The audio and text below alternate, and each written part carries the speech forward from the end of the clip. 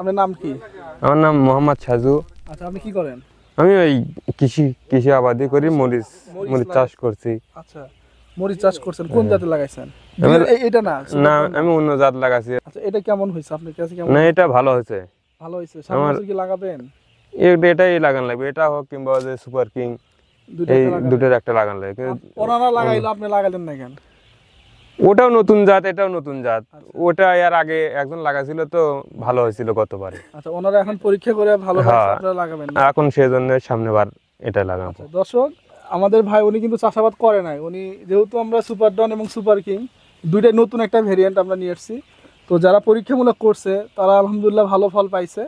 অনেকেই ভুল করছে, অনেক কিছু দেখলাম তাদের ফুল আটকাচ্ছে না বা কিছু পোকামাকড় আক্রমণের জন্য গাছগুলো নিতে গেছে বা পাতাগুলো কুকড়ে গেছে। তো ভুল হওয়ার পরেও কিন্তু আপডেট যাওয়ার দেওয়ার কারণে কিন্তু এখন পর্যন্ত তারা ফল হারভেস্ট করতেছে বা বিক্রি করতেছে।